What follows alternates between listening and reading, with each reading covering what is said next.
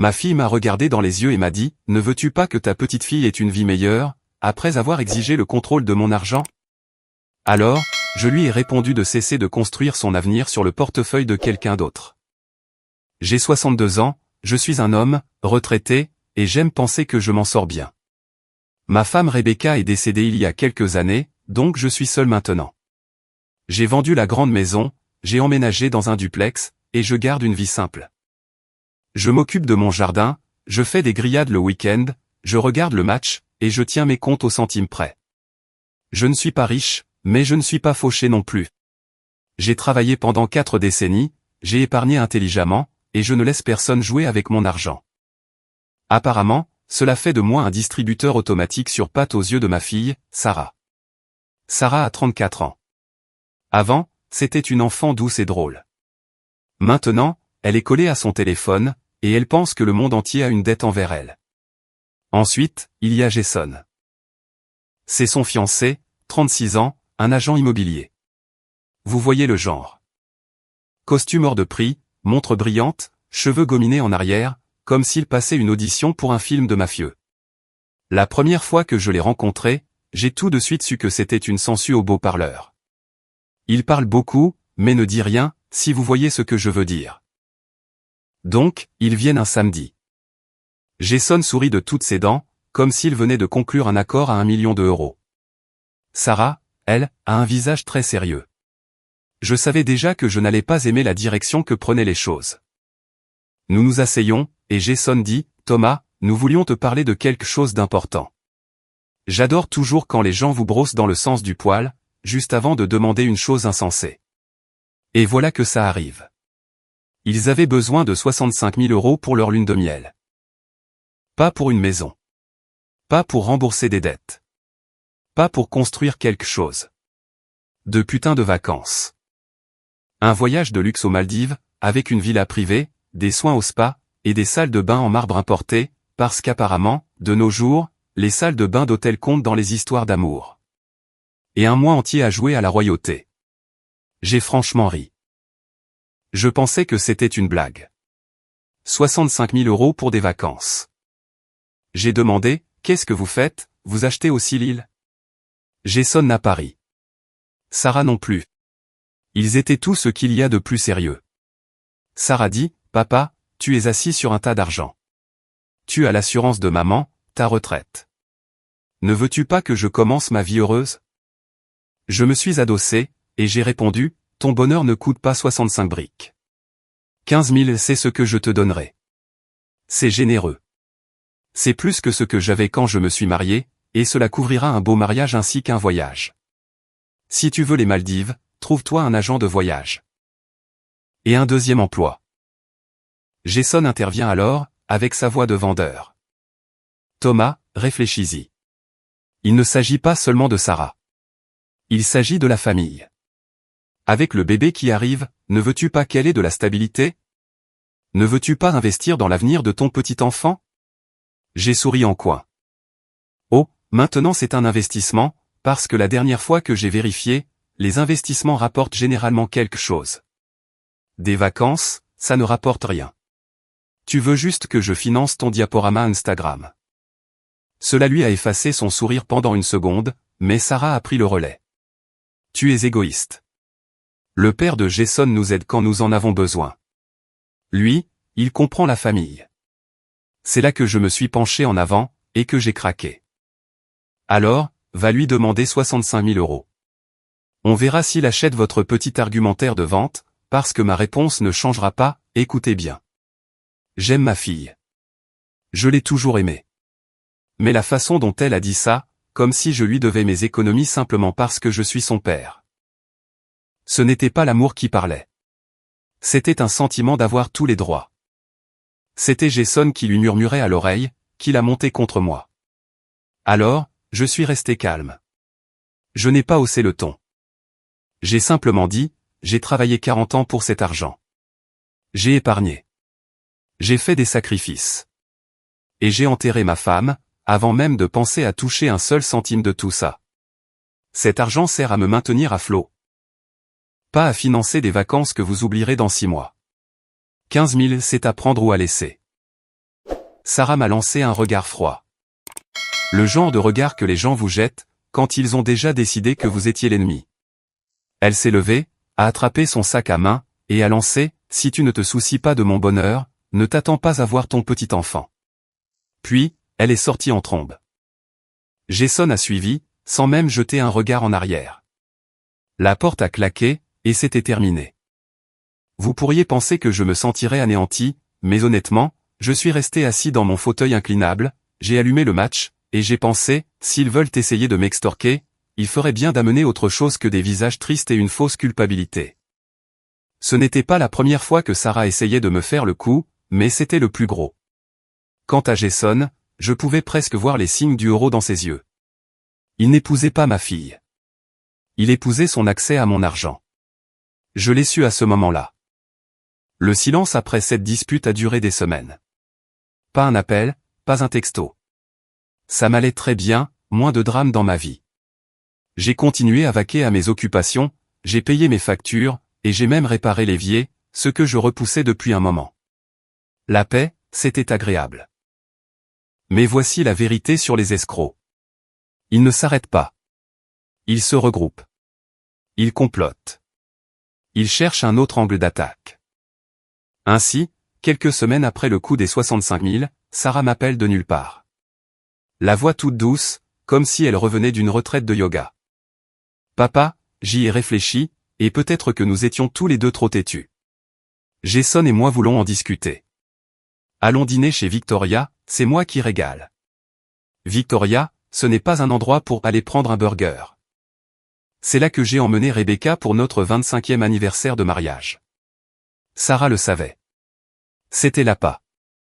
Elle avait choisi le seul endroit qui, selon elle, pourrait m'adoucir, ce qui m'indiquait deux choses.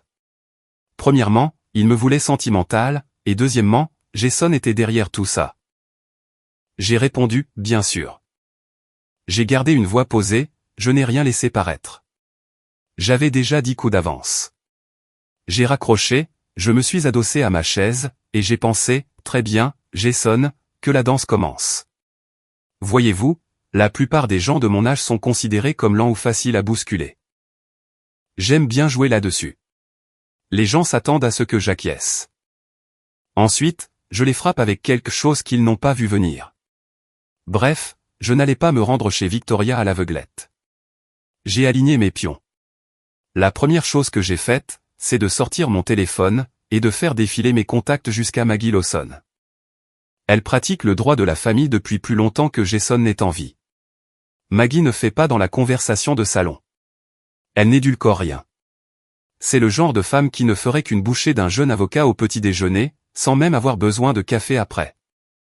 J'avais eu une discussion avec elle, après la première explosion de Sarah, juste une conversation hypothétique. Maintenant, je m'étais assuré que son numéro était épinglé dans mes favoris. Donc, avant de quitter la maison, j'ai envoyé un rapide texto à Maggie avec l'heure et le numéro de la table, juste au cas où le « discutons » de Jason signifierait quelque chose de plus sordide que des pâtes et des banalités. Elle n'a pas confirmé sa présence, mais je savais que si les choses sentaient mauvais, elle serait là. Victoria était le même endroit que d'habitude. Sarah était déjà là, habillée d'une robe de créateur dont je ne pourrais pas prononcer le nom. Elle s'est levée, m'a serré dans ses bras, et a dit « Tu as l'air en pleine forme, papa ». Je l'ai jaugé du regard et j'ai répondu « Toi aussi ». Ça a dû coûter à Jason une semaine de salaire. Elle a forcé un rire, et s'est rassise. Nous avons commandé de l'eau, et échangé quelques banalités. Je lui ai posé des questions sur sa grossesse. Elle m'a fait un résumé, comme si elle lisait une brochure. Puis, elle a lâché, Jason finit juste au bureau. Il sera là d'une minute à l'autre. Bien sûr qu'il allait venir. J'ai hoché la tête, je me suis adossé, et j'ai siroté mon eau. J'ai hâte, ai-je dit. Bien que ce que je voulais dire, c'était plutôt, que le cirque commence. En attendant, j'ai gardé mon téléphone sur la table, écran vers le bas, mais le numéro de Maggie était à un glissement de doigts. J'avais aussi le numéro de Jérémy préparé. Mon fils est médecin urgentiste. Il garde la tête froide sous pression. Il ne gaspille pas ses mots. Le genre de type qu'on veut avoir dans les parages, quand les choses dérapent. Et connaissant Jason, ça allait déraper très vite. Quand Jason est enfin entré, je n'ai même pas scié. Il n'était pas seul.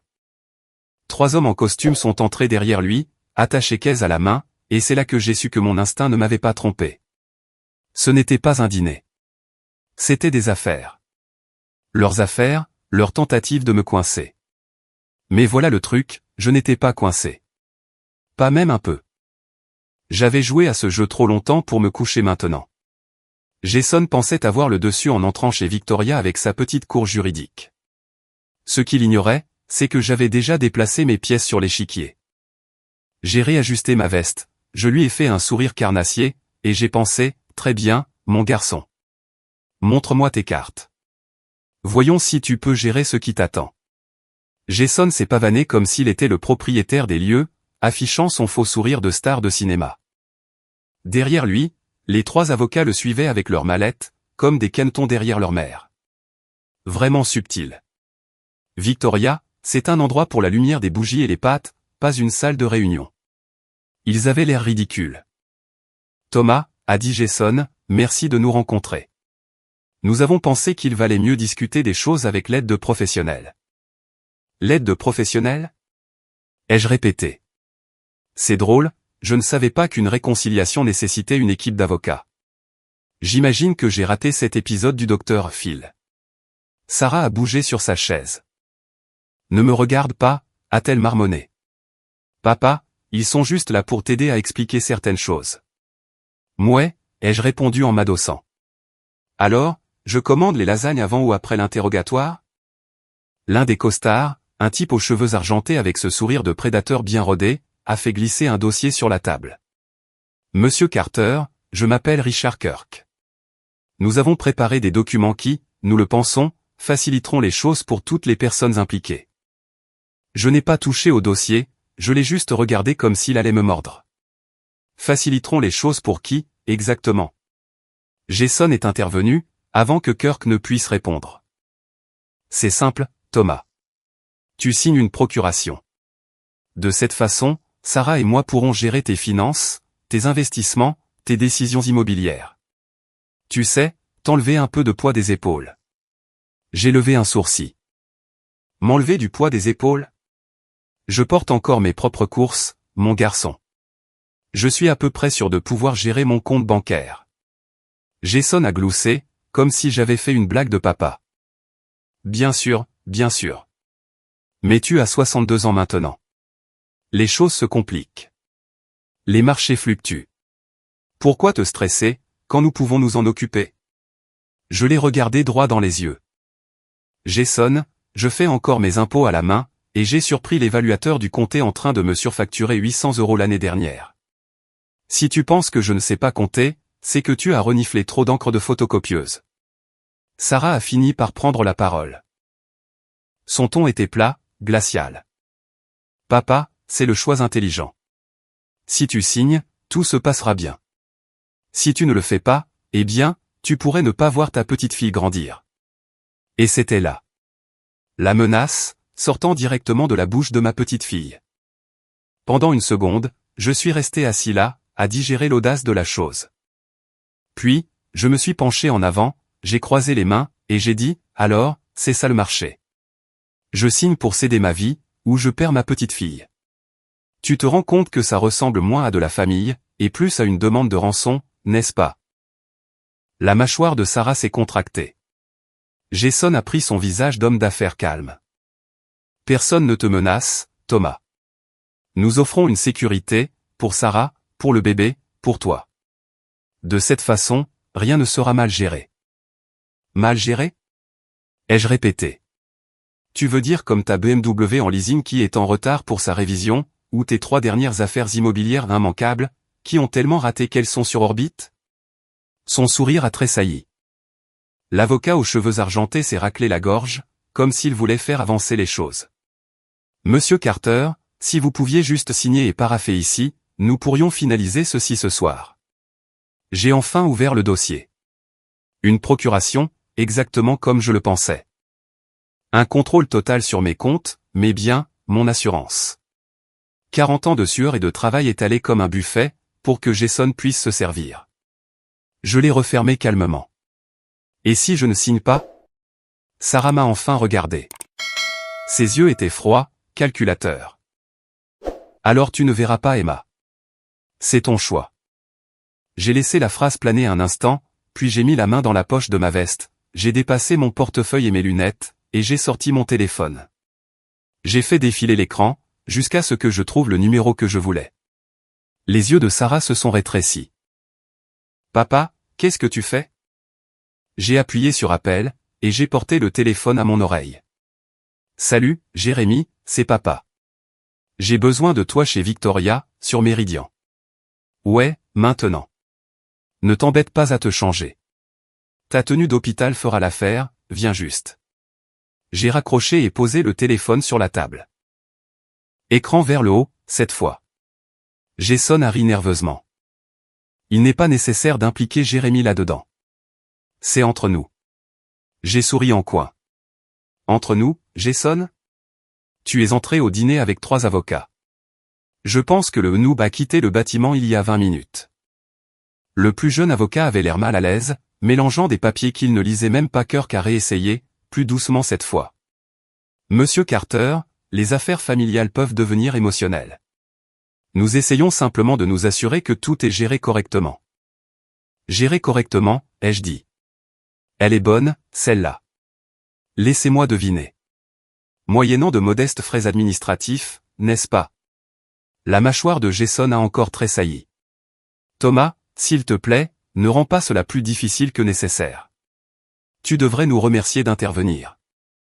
J'ai ri assez fort pour qu'un couple à la table voisine tourne la tête. Te remercier, mon garçon? Je te remercierais si tu prenais l'addition de temps en temps, mais à moins que ta signature n'ajoute magiquement des zéros à mon solde, tu n'as pas à intervenir du tout. Le silence qui a suivi était pesant. Jason bougeait sur sa chaise. Sarah regardait ses ongles. Les avocats échangeaient des regards comme des vautours, réalisant que la proie ne mourrait pas sur commande. J'ai jeté un œil à ma montre. Jérémy sera là dans environ 20 minutes, plus ou moins. Il conduit plus vite que tu ne vends des absurdités, donc peut-être moins. Pourquoi ne pas attendre qu'il arrive? Il est doué pour cerner les gens. Le sourire de Jason s'est fissuré. Thomas, allons. Tu n'as pas besoin que Jérémy s'en mêle. C'est une décision que toi seul peux prendre. Exactement, ai-je répondu, et c'est pourquoi je ne te laisse pas la prendre à ma place. Pendant 1 minute, personne n'a parlé. Kirk, l'homme aux cheveux argentés, a fini par chuchoter quelque chose à Jason, qui a hoché la tête avec raideur.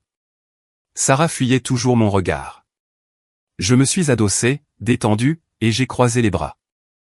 Je vous dis quoi, messieurs, profitons tous de la bonne musique, de la lumière des bougies, commandons peut-être même une assiette de pâtes en attendant mon fils, car j'ai le pressentiment qu'il aura son mot à dire sur tout ça. Et croyez-moi, il est beaucoup moins patient que moi. Le silence s'est tendu comme une corde de piano. Puis, la porte s'est ouverte. Jérémy est entré, arrivant tout juste de l'hôpital, toujours en blouse, son badge accroché au col. Il a repéré la table, jaugé la scène en 3 secondes chrono, et s'est approché. Waouh, a-t-il dit en tirant une chaise. Un dîner avec des avocats. C'est chic. C'est toi qui paies, Jason? Non, je ne pensais pas, Jason s'est raidi. Jérémy, ce n'est pas nécessaire. Nous étions justes. Jérémy l'a coupé d'un geste de la main. Ne me fais pas perdre mon temps. J'avais les bras dans le thorax d'un type, il y a 1 heure. Si tu m'as traîné ici parce que tu montes une autre arnaque, je te facture mes tarifs de consultation. Je me suis adossé, cachant mon sourire derrière ma main. Mon garçon était vif, et je savais que Jason n'avait aucune idée de la tempête qui venait de s'abattre. L'avocat aux cheveux argentés s'est raclé la gorge. Monsieur Carter, nous présentions simplement à votre père une option, pour alléger le fardeau de la gestion de ses actifs. Jérémy s'est penché en avant, les coudes sur la table. Des actifs? Vous voulez dire sa retraite, sa maison, les choses qu'il a passé 40 ans à construire, et vous voulez qu'il remette ça au capitaine retard de paiement, ici présent. Il a montré Jason du pouce. Ouais, ça n'arrivera pas. Jason s'est hérissé. Tu ne comprends pas l'arrangement. Il s'agit de protéger Sarah et le bébé. Jérémy l'a regardé de haut en bas lentement, comme un médecin examinant une éruption cutanée. Les protéger? Jason, tu ne peux même pas protéger ta propre code de crédit. Tu fuis Visa depuis 2019. Ne me parle pas de protection. Sarah a posé violemment son téléphone sur la table. Jérémy, arrête. Ce ne sont pas tes affaires. Papa doit penser à l'avenir. Tu ne comprends pas. Oh, je comprends, a répondu Jérémy d'un ton plat. Je comprends que toi et ton fiancé avez concocté ce petit coup monté, pour vous emparer d'une procuration. Je comprends que vous avez essayé de coincer papa. Quand vous pensiez qu'il serait trop vieux pour se défendre. Mais ce que tu ne comprends pas, Frangine, c'est que papa n'est pas l'idiot que vous croyez. Et moi non plus. J'ai gloussé. Je te l'avais dit, Jason. Il est moins patient que moi. Le plus jeune avocat a réessayé, une sueur nerveuse déjà visible. Si nous pouvions juste revoir les termes, je pense que vous verriez. Jérémy a attrapé le dossier, a feuilleté quelques pages comme s'il l'avait fait 100 fois, et a tapoté la 3e section du doigt. Voici votre pilule empoisonnée. Autorité totale, aucune surveillance. Le genre d'ordure qui vous permet de saigner un homme à blanc, sans même qu'il s'en rende compte. Ne m'insultez pas, le type a refermé son dossier si vite, que ça a claqué. Jason a essayé de sauver son argumentaire. Jérémy, allez. Pense logiquement. Papa ne pourra pas tout gérer éternellement. Ne serait-il pas préférable que la famille intervienne, avant des étrangers? Jérémy s'est penché, la voix tranchante. Jason, tu n'es pas de la famille. Tu es un parasite, avec un plus beau costume que de bon sens. Et à Sarah, il s'est tourné vers sa sœur, la voix désormais glaciale. Je n'arrive pas à croire que tu vendrais papa pour ce type. Une procuration? Sérieusement? C'est quoi la suite? Tu prends sa voiture aussi? Sarah a fini par craquer. Nous offrons de la sécurité, Jérémy. Tu ne sais pas ce que c'est, que d'élever un enfant. Jérémy l'a coupé au milieu de sa phrase. Je sais ce que c'est que de sauver des vies, pendant que tu joues à la victime. Ne me fais pas la morale. Je n'ai pas pu m'en empêcher. J'ai ri aux éclats. La moitié du restaurant a jeté un œil vers nous, mais je m'en fichais. Jérémy, vas-y doucement. Tu vas les faire pleurer. Tant mieux, a répliqué Jérémy. Ils devraient pleurer. Ils ont de la chance que tu sois venu ce soir, au lieu d'appeler les flics. Le visage de Jason était rouge maintenant, son avocat lui chuchotant frénétiquement. Ce n'est pas fini, a marmonné Jason. Jérémy a souri en coin. Tu as raison. Ça ne l'est pas, car je vais m'assurer que ce petit coup d'éclat te suive à la trace. Tu aimes louer des voitures de luxe? Bonne chance pour en obtenir une autre, quand ton nom commencera à apparaître sur les listes de surveillance des fraudes. Jason a cligné des yeux. Quoi? Oh ouais, a dit Jérémy d'un ton désinvolte, comme s'il parlait de la pluie et du beau temps. J'ai des contacts qui adorent t'entendre parler des types comme toi. Fausse entreprise, mauvais crédit, extorsion d'argent au père de ta fiancée. Ils se régalent de ce genre de trucs. Sarah a sifflé, Jérémy, la ferme. Jérémy l'a ignoré, se tournant vers moi. Papa, ne signe rien. Jason est resté figé. Son sourire parfait avait disparu. La mâchoire serrée, les yeux allant de Sarah aux avocats, comme quelqu'un à qui on venait de couper l'herbe sous le pied. Sarah n'avait pas l'air beaucoup mieux. Jason a essayé d'aboyer quelque chose sur le fait que nous allions le regretter, mais Jérémy a juste fait un geste de la main, sans même le regarder. La seule chose que je regrette, c'est de porter des chaussettes blanches avec ses chaussures.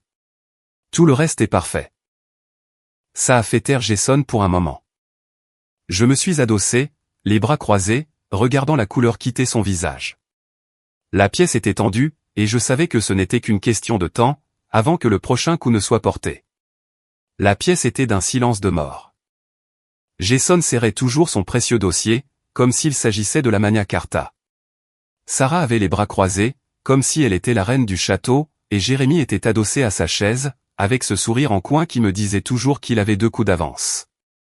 C'est là que je l'ai vu. Maggie, ai-je dit. Thomas, a-t-elle répondu en posant une main sur mon épaule. Désolé pour mon retard, la circulation était infernale. Pas de problème, ai-je répondu. Tu arrives juste à temps. Ces enfants étaient sur le point de commencer un tour de magie avec mon compte en banque. Jérémy a ricané, plutôt un braquage sans les masques. Les yeux de Maggie se sont posés sur Jason, puis sur Sarah, puis sur la pile de papier sur la table. Ah, voici donc le fameux plan financier dont j'ai entendu parler. Elle ne s'était même pas assise, qu'elle arrachait déjà la première feuille de la pile. Jason a essayé d'intervenir. Tout en charme et argumentaire de vente. Un instant, madame. Elle l'a coupé, comme s'il n'existait pas. Je ne suis pas votre madame. Je suis l'avocate qui nettoie des arnaques de ce genre, depuis avant même que vous ne portiez plus de couches. Alors, je vous suggère de vous asseoir et de vous taire, à moins que vous ne vouliez avoir l'air encore plus idiot que vous ne l'êtes déjà. Jérémy a ri si fort, que le couple de la table voisine s'est tourné pour regarder. Mon Dieu, je l'aime déjà, celle-là, a-t-il marmonné. Le sourire de Jason s'est fissuré, mais Sarah s'est penchée en avant, désespérée. Maggie, ce n'est pas une arnaque. C'est une vraie opportunité. L'oncle de Jason travaille dans la finance. Oh, un oncle, a dit Maggie, faisant semblant d'être impressionnée. Eh bien, cela change tout. Vous entendez ça? Thomas, oubliez Merrill Lynch. Oubliez JP Morgan. Nous avons l'oncle Greg, avec une adresse email Yahoo. J'ai failli recracher mon café. Jérémy a tapé sur la table. L'oncle Greg, hein? Il dirige probablement son empire depuis un sous-sol, à côté de sa Xbox. La mâchoire de Jason s'est crispée. C'est sérieux. Maggie a levé la main, le réduisant à nouveau au silence. Laissez-moi vous simplifier la tâche. Thomas ne vous doit rien. Pas un centime. Il n'a aucune obligation légale de soutenir votre mode de vie, votre entreprise bancale, ou votre petit fantasme de lune de miel en Europe. La seule personne qui a une obligation envers Thomas, c'est moi. Pour m'assurer que des sangsues comme vous ne le saignent pas à blanc. Sarah s'est hérissée. Nous sommes une famille. Maggie s'est penchée en avant, la voix assez tranchante pour couper de l'acier. La famille ne tend pas une embuscade à son père lors d'un dîner, avec des contrats rédigés par un vague cousin, qui a probablement suivi un cours de droit sur YouTube. La famille ne brutalise pas son vieil homme. Pour lui faire cracher ses économies. Ce que vous faites n'est pas de la famille. C'est de l'extorsion, emballée dans du papier cadeau d'anniversaire. Jason a ouvert la bouche, mais Maggie lui a roulé dessus sans ménagement. Si vous insistez, je vous traînerai en justice si vite que la tête vous tournera. Et croyez-moi, Jason, vous ne voulez absolument pas que vos antécédents professionnels, votre dossier de crédit ou votre casier judiciaire soient exposés au grand jour, parce que j'ai déjà sorti vos dossiers publics. Vos saisies, vos jugements, vos découverts. Tout est là. Vous devriez moins vous soucier des économies de Thomas, et plus de votre propre désordre. Jason s'est figé. Son visage a pâli. Vous avez quoi? Maggie a souri finement. Vous m'avez entendu. Vous pensez que Thomas est un idiot?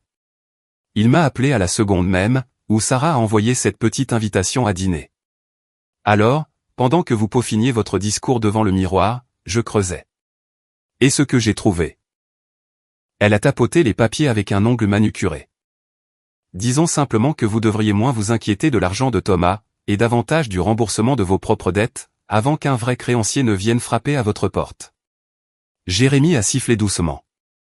Que quelqu'un appelle les secours. Cet homme est en train de faire un arrêt cardiaque. Je n'ai pas pu résister.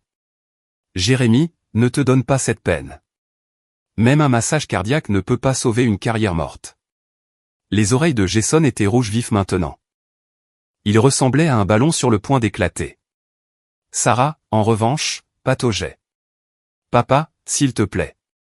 Tu fais une erreur. Jason essaie juste de construire quelque chose pour nous. Pour le bébé, tu ne vois pas ça? Sarah, ai-je dit, d'une voix neutre. Tu as un enfant, maintenant. Cela implique des responsabilités. Tu veux construire quelque chose? Construis-le de tes propres mains. Ne t'attends pas à ce que je finance l'addiction au jeu de ton fiancé. Ses yeux se sont écarquillés. Ce n'est pas vrai. Maggie s'est adossée, feuilletant ses notes. C'est très vrai. Avance sur carte de crédit, compte de paris en ligne, 3 frais de découvert lors du dernier trimestre. Dois-je continuer? J'ai gloussé. Jason, tu n'es pas seulement fauché, tu es brouillon. Et le pire? Tu pensais que je ne le découvrirais pas. Maggie s'est levée, rangeant soigneusement ses papiers dans son sac. Messieurs, je pense que nous avons terminé, ici. Thomas, Jérémy, on commande le dessert? J'ai l'impression que nous l'avons mérité. Jérémy a souri comme un loup. Ouais, je prendrais bien un cannolo, après avoir vu la vie de ce type se faire démolir. J'ai souri, m'adossant à ma chaise, sentant la tension enfin retomber. Faites 2 cannolis, et peut-être un déca pour Jason. Il a l'air un peu nerveux. Jason m'a lancé un regard noir, mais il n'a pas dit un mot. Le visage de Sarah était pâle, ses yeux allaient de moi à Jérémy et à Maggie, comme si elle n'arrivait pas à croire que sa petite embuscade parfaite lui avait explosé au visage. J'ai croisé les bras, et j'ai hoché lentement la tête. Échecs et maths, les enfants. Vous vouliez jouer aux échecs avec moi. La prochaine fois, apportez un plateau et des pièces qui ne sont pas en carton. Si Jason pensait que sortir en trompe de chez Victoria signifiait que le combat continuait, il allait avoir un réveil brutal. Les retombées n'ont pas tardé. 2 semaines plus tard, je reçois un appel de Maggie. Elle glousse presque au téléphone. Ton futur gendre vient de voir ses comptes gelés. Apparemment, il n'était pas aussi malin avec ses magouilles qu'il le pensait. Quelle magouille, ai-je demandé. Toutes, a-t-elle répondu. Des projets immobiliers foireux avec des partenaires qui ont fini par comprendre. Ils lui ont coupé l'herbe sous le pied, ont déposé des plaintes, et ont bloqué ses accès. L'homme ne peut même plus encaisser un chèque en ce moment sans être signalé.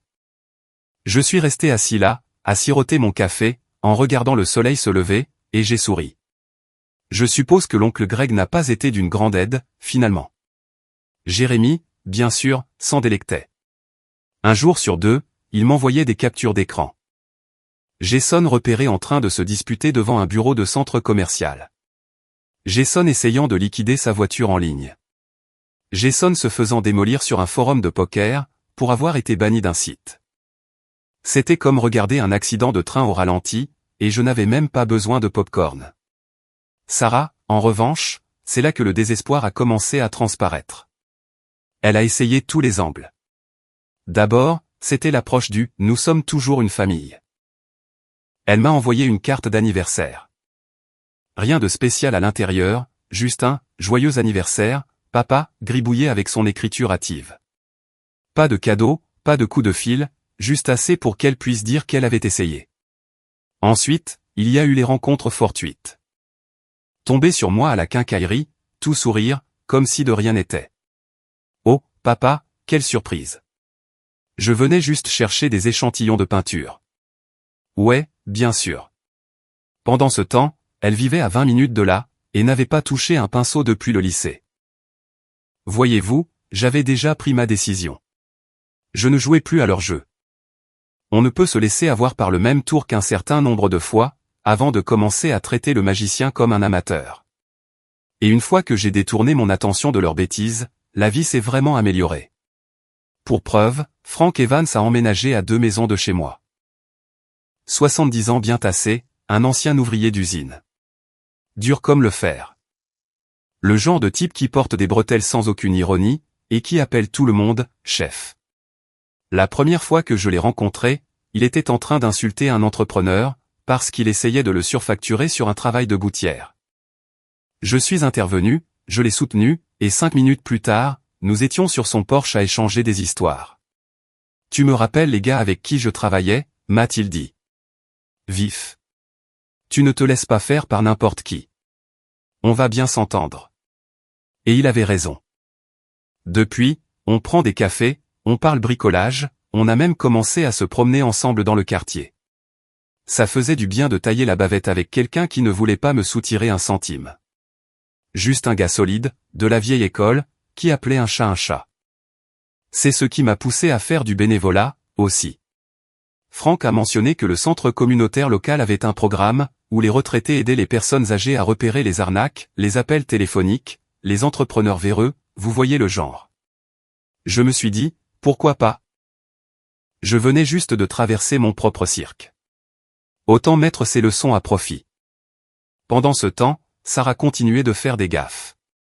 Les mois ont passé, et quelque part au milieu de tous les procès de Jason et de ses tentatives de me culpabiliser, elle a finalement eu le bébé, la petite Emma.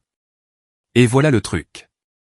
Ils l'ont nommée d'après la mère de Rebecca, la mère de ma défunte épouse, une femme que Sarah connaissait à peine, mais qu'elle voulait soudainement honorer. C'est Jérémy qui m'en a parlé en premier. Papa, je pense qu'ils essaient de jouer sur la corde sensible, en l'appelant comme la grand-mère du côté de Rebecca et tout ça. J'ai juste secoué la tête. Fils, quand tu te noies, tu t'accroches à n'importe quoi. Ça ne veut pas dire que ça te maintiendra à flot. Bien sûr, Sarah a pris soin de m'envoyer une carte photo sur papier glacé. En grosses lettres cursives, bienvenue, Emma. À l'intérieur, un mot disant à quel point maman aurait adoré voir ce jour, et que, nous voulions que tu fasses partie de son héritage. Je l'ai fixé pendant 5 bonnes minutes, puis je l'ai jeté dans la déchiqueteuse. L'héritage ne se construit pas sur des tentatives de culpabilisation et des arnaques. L'héritage se construit sur la façon dont vous traitez les gens, pendant que vous respirez encore. Et Sarah et Jason avaient déjà fait leur choix. Le fait est qu'à ce moment-là, je ne me sentais même plus en colère. Pas vraiment.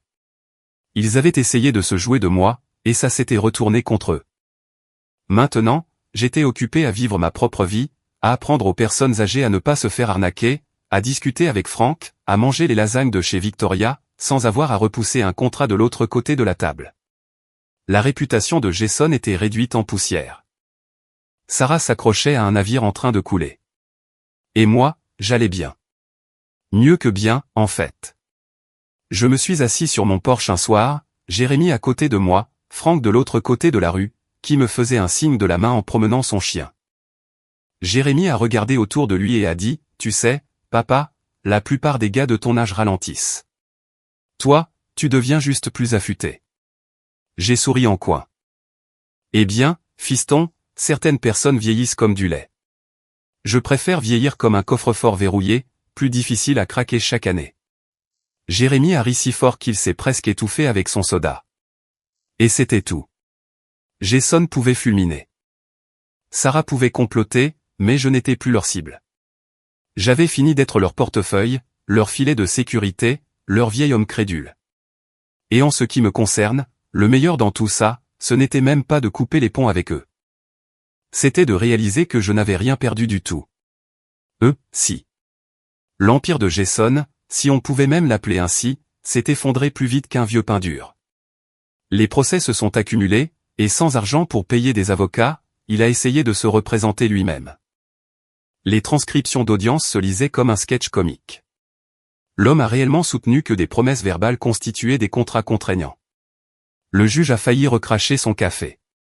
La nouvelle s'est vite répandue. Les entrepreneurs qui l'avaient arnaqué ont commencé à l'afficher en ligne. Un type a même créé un site web appelé jasonprendetfuit.com. C'était pratiquement un musée de tous les travaux qu'il avait bâclés. Sarah a dû être mortifiée, mais elle est restée à ses côtés. La loyauté est une chose amusante. Ça ne veut pas dire qu'on a raison. Ça veut juste dire qu'on est têtu. Un soir, Sarah a débarqué sur mon porche avec Emma attachée contre sa poitrine. Jason n'était pas avec elle. Elle n'a pas demandé la permission. Elle s'est avancée comme si elle était chez elle. « Papa » a-t-elle commencé, la voix tremblante mais essayant tout de même de paraître forte. « Je sais que les choses sont difficiles, mais nous sommes une famille, et la famille s'entraide. » Je me suis adossé à ma chaise, et j'ai croisé les bras. La famille ne pose pas de pièges dans les restaurants, et ne me glisse pas des contrats sous le nez. Sarah, ça c'était les affaires, et les affaires ont des conséquences. Elle a tenté de jouer la carte du bébé. Regarde Emma. Elle mérite mieux que ça. Elle mérite de connaître son grand-père. Je n'ai pas scié. Emma mérite des parents qui ne l'utilisent pas comme un pion. Tu veux que je la respecte ? Commence par te respecter toi-même. Ça a piqué. Elle s'est mordu la lèvre, les yeux larmoyants. Mais je n'avais pas fini. Tu as fait un choix, Sarah. Tu as attelé ton chariot à Jason, et quand tout s'est effondré, tu as cru que j'arriverais sur un cheval blanc. Je ne suis pas ce genre de type. Plus maintenant. Elle est partie sans dire un mot de plus, mais le silence était plus éloquent que n'importe quoi d'autre. Jason, pendant ce temps, continuait de creuser son propre trou. Il a commencé à vendre des outils en porte-à-porte. Jérémy est tombé sur lui une fois. Papa, il a essayé de me vendre une perceuse d'occasion pour 50 balles. Il a juré que c'était du haut de gamme. Le truc avait du ruban adhésif sur la poignée. Je ne pouvais pas m'arrêter de rire. J'imagine qu'il a finalement appris la vente, avec juste 30 ans de retard. Mais Sarah n'avait pas fini d'essayer. Quelques semaines plus tard, elle m'a envoyé une lettre, manuscrite, longue de 5 pages. C'était la chose la plus longue qu'elle ait écrite depuis le lycée. Elle s'excusait, blâmait l'influence de Jason, disait que les dîners du dimanche lui manquaient, me suppliait de reconsidérer ma décision. Le coup de grâce, à la fin, elle demandait 10 000 €, juste pour stabiliser les choses, jusqu'à ce que Jason se remette sur pied. Je n'ai même pas lu l'intégralité. Jérémy a repéré la lettre insérée dans la déchiqueteuse, la première page pendant encore à l'extérieur. « Tu n'as même pas fini la page 2 ?» a-t-il demandé. « Fiston » ai-je répondu. Quand un livre commence par des mensonges, on ne s'embête pas avec la fin. Vers cette époque, Maggie m'a encore appelé. « Tu ne vas pas y croire. Jason a essayé de faire un coup en douce à la mairie. Il a déposé des documents sous ton nom. Il a prétendu que tu étais un partenaire commercial, sur l'un de ses projets ratés. J'ai failli recracher mon café. Que s'est-il passé? Ils l'ont signalé instantanément. Trop de marques rouges sur son dossier. Le bureau du procureur de la ville l'a immédiatement bloqué, l'a frappé d'une ordonnance de cessation et de désistement. Et a renvoyé tout ce bazar au service des licences. Il est à 2 doigts de perdre la possibilité même d'obtenir des permis dans cette ville. J'ai secoué la tête. Cet homme ne pourrait pas organiser une vente de pâtisserie sans se retrouver inculpé. La vérité, c'est que je ne me sentais même plus en colère.